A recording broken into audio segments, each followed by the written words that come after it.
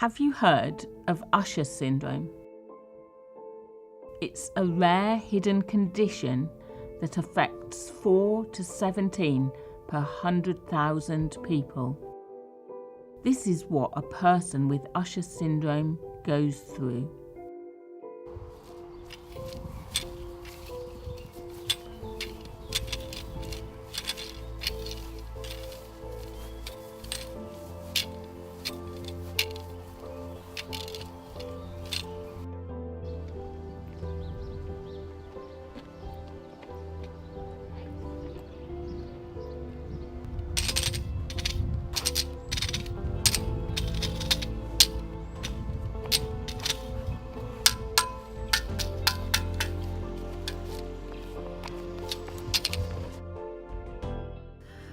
Usher syndrome is a condition that affects some people who are born deaf predominantly, and it's when the eye condition retinitis pigmentosa comes to somebody who's born either profoundly or moderately deaf, and they lose their vision over time.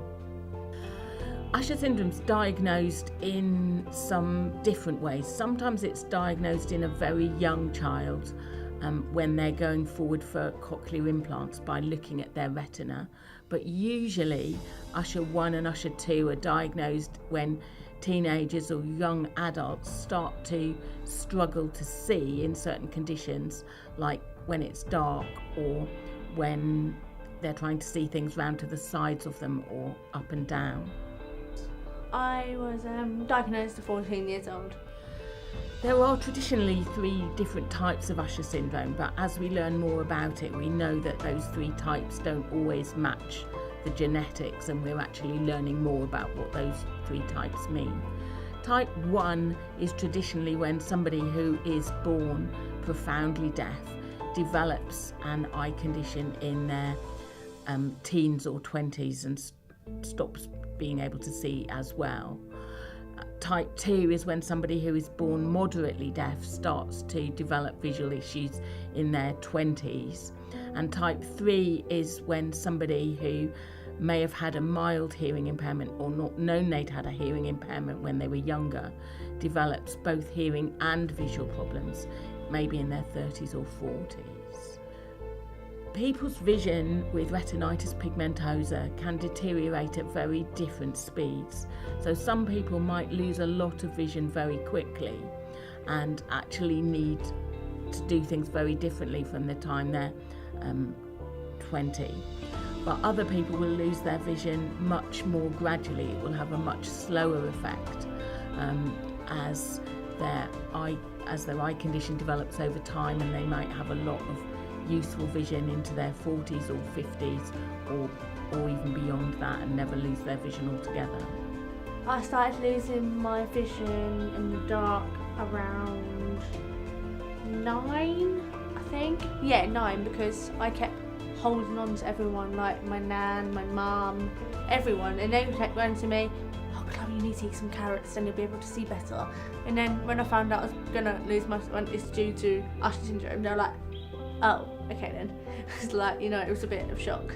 So as people's vision gets worse, what happens first of all is that they aren't able to see so well in the dim conditions and in the dark. Obviously none of us can see in the dark, but we can usually see when it's quite dim, when the lights aren't very good, and people with Usher syndrome really struggle with that. And they gradually their vision deteriorates from the sides, so that they can't see so far round about them to the left, the right and up and down, and that changes so that the tunnel of vision that they can see becomes much smaller and smaller until they can only see things perhaps right in front of them and quite close. Acting. Since so I did drama for GCSEs, but then I realised that I struggled so much because we kept doing it in the dark sometimes, and I just realised that I don't think I'll be able to do this as a career because it's going to be really difficult for me, so I decided to go for something else like teaching. There isn't at the moment a cure for retinitis pigmentosa and therefore for Usher syndrome. People are working on this, and there's a lot of research going on into Usher syndrome and retinitis pigmentosa, but there's no cure for it at the moment.